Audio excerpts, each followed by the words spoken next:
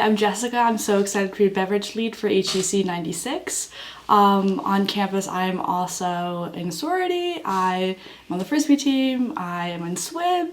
And I'm so excited to be on this journey with you guys and learn a little bit more about some fun topics. Hi, my name is Maxwell Zerkman. I'm a freshman in the hotel school. I'm a beverage lead for HEC 96. And outside of the hotel school, I'm also the vice president of Air and Sea Hospitality, and I'm on the crew team. Hi, welcome to HEC 96's virtual beverage training. In this module, we will go over winemaking and some of the basics of winemaking.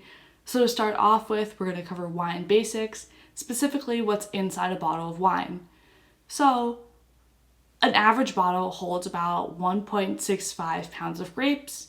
A bottle holds about 5 glasses, but this depends on what kind of wine it is. For example, if you're drinking a port wine that has 21% ABV, then you'll probably get more glasses out of it. A usual bottle of wine serves around 2 people for 2 hours. Calories depend on what kind of wine it is, red or white, and how high the ABV is, which is alcohol by volume. So drier wines usually have less calories. Sweet wines such as port wines tend to have more calories and more ABV, and the average calories for a bottle is about 750 for both red and whites. Let's move on to bottle breakdowns. A bottle is mostly water, as you can see in this graphic, then some alcohol content, and then full of other stuff. This other stuff in wine, this small percent, is what gives it wine unique tastes, colors, and aromas. So the 2 main other things that are in wine are acid and glycerols. Wine tends to be more acidic since grapes are acidic, so acidity in wines range, but a standard is that whites are more acidic than reds. Glycerol is a sugar alcohol and it contributes to the sweetness of wine. Dry wines have small amounts of glycerol, while sweet wines have moderate amounts of glycerol. Now let's move on to the production methods of different wines. So red wine and white wines are produced in very different ways. First, we'll start with white wine production. I'll go over 4 simple steps about how white wine is produced. So first, you crush grapes and collect the juice after the grapes are grown. White wine can be made with both red or white grapes, and the difference between red and white wines is that white wines are fermented without the skins. So first the grapes are pressed off the skins, and then the juice is collected in vats to be fermented. Then the grape juice gets fermented in wine. This is the time when 2 parts sugar ferment into 1 part alcohol. The higher the sugar content of the juice, the higher the alcohol level. So one rule is that white wine ferments cooler than red wines to preserve the fruity flavors in white wine. Let's move on to the next process, which are oaky wines and MLF, which is malolactic fermentation. Oaking wine adds vanilla flavors to white wines, and MLF adds creaminess to white wine. The process of oaking and MLF takes longer for white wines, so that's why oaky wines tend to be more expensive. Then we move on to filtering and bottling. White wines are filtered before being bottled because they are a little murky before they get filtered. So now let's move on to red wine production, which is a little different from white wine production, which starts at growing and harvesting grapes and then crushing the grapes. Grapevines usually produce grapes after the 3rd year, then the grapes get harvested as soon as they're ripe. Red wine grapes get destemmed to produce harsh tasting tannin. Grapes go into the fermentation tank with seeds and skins, which is important since the skins are what give it a deep red color compared to white wines, and the flavors in the skins also transfer into the juice. Then we ferment grape sugar into wine, so a yeast culture grows and eats the grape sugar to turn it into alcohol. Red wines ferment at a warmer temperature than whites, and red wines ferment until almost all the sugar is consumed. This is what makes them dry, so basically not as sweet as white wines. Then we move over to fining and racking, which is a very important process. This process makes the red wine clear since they get cloudy from all the yeast and grape bits in the fermentation tank. So the wine sits in barrels or tanks and a clarifying agent is added. This is called fining. When the protein sets to the bottom, wine gets put into new barrels or tanks, and this is called racking. Then the wine gets filtered, aged, and bottled. This process and step really differs between different types of red and white wines, but the standard is that white wine gets aged from at least 4 weeks to 4 years before being bottled. Wine gets aged in barrels to add vanilla and oak flavors. Some wines get filtered once more before being bottled, but that really depends on the winery and what type of wine it is. Now let's move on to wine tasting. There are a lot of different aromas and flavors you've probably heard of. Let's go over some of them. So primary aromas are the different flavors and scents that come from using different grape varieties in wine production, since there are many different types of grapes that can be used. Where these smells come from are the different levels of aroma compounds in different grape varieties. An example would be a Cabernet Sauvignon. When you smell it, you get hints of raspberry, green peppercorn, and violet, and these would be the primary aromas that come from different grape varieties. Then we move on to secondary aromas, which come from fermentation process of turning fruit sugars into alcohol using yeast. Common smells that differentiate wines in the context of secondary aromas would be butter, aged cheese, and mushroom. Tertiary aromas come from aging wine that introduces elements that add or alter aroma compounds. So again, where secondary aromas come from the fermentation process, tertiary aromas come from aging the wine. The most important element of aging wine is exposing it to oxygen. This can produce scents of hazelnut and peanut. This is done in oak barrels, which is 2 birds with 1 stone because it adds oxygen and aromas of oak at the same time. Aging can also be done through heating up a wine and cooking it, but this is not a widely used technique. Then we move on to handling wine. There's an extensive amount of rules and etiquette that go along with handling wine, which can be a little daunting, but let's go over some of the basics. These would be different glasses used for red and white wines, how to properly open a bottle, and the basics of decanting. White wine glasses. White wines are preserved in smaller glasses than reds. This is because we want to preserve the floral aromas in white wines, maintain a cool temperature, and deliver the aromas closer to the nose, so they're a little more powerful. Full-bodied whites are different because they are delivered in a larger bowl to emphasize creamy texture because of the wider mouth, but the standard is usually the more oval-shaped glass for white wine. For red wine glasses, there are a couple more types of glasses to use. These standards are this large glass, a standard glass, and the aroma collector glass. With a large glass, you use this with good with bolder red wines such as the Cabernet Franc and different Bordeaux blends. The wider opening of the mouth makes it taste smoother, which is why this glass is used. A standard glass is used for medium to full-bodied reds.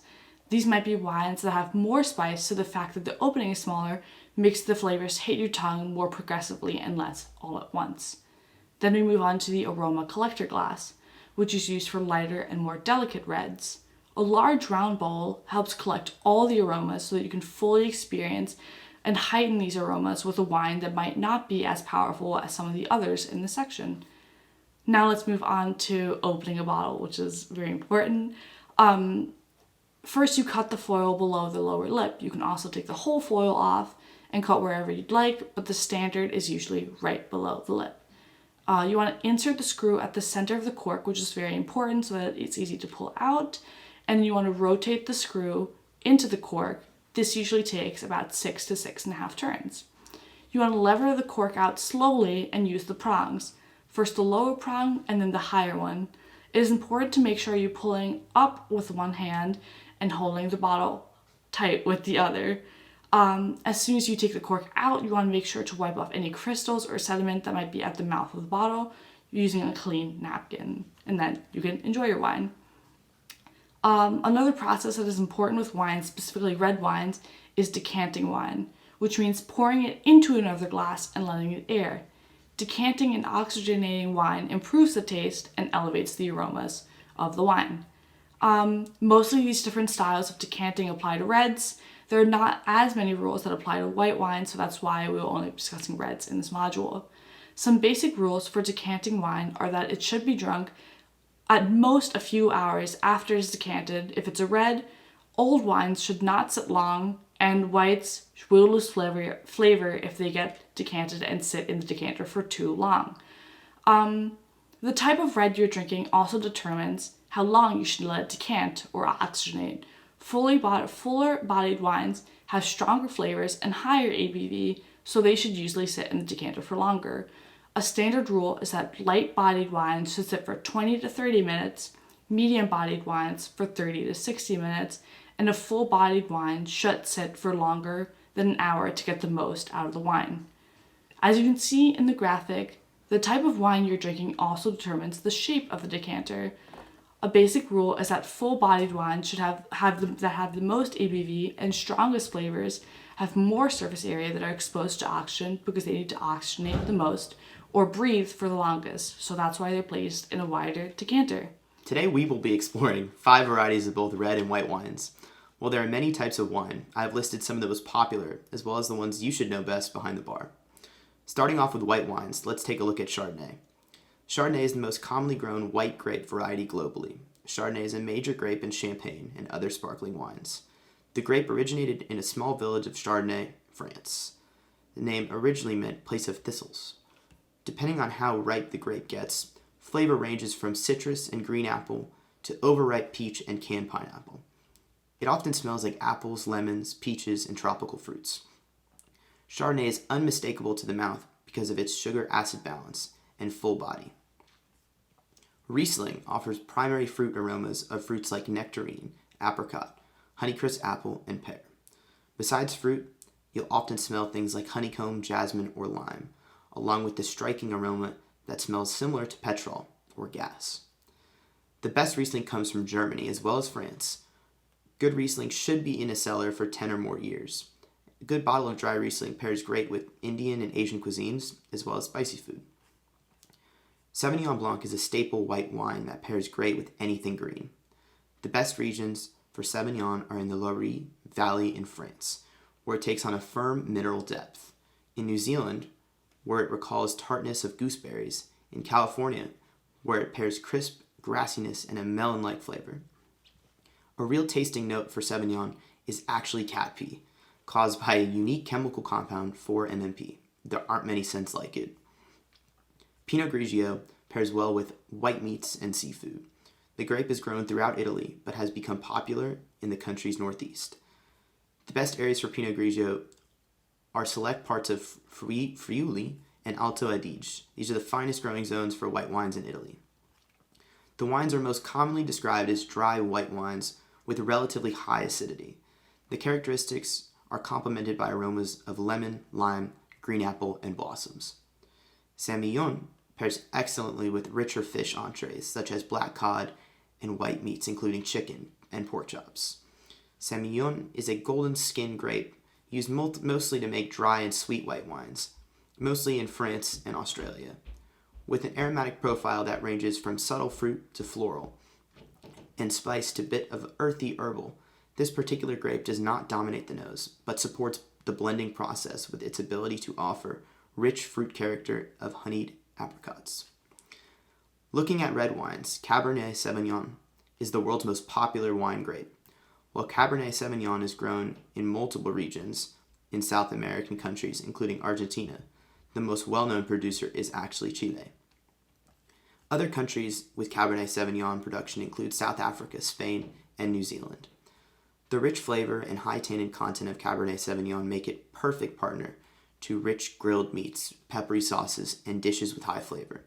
The most common aromatic and flavor components found in Cabernet Sauvignon are dark fruits like plum, black cherry, and blackberry, along with warm spice, vanilla, licorice, and black pepper.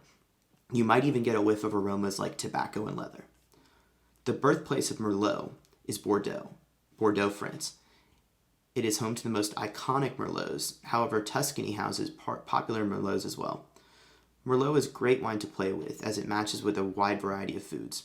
For an entry bottle of Merlot, think pizza, barbecue chicken, and pasta dishes.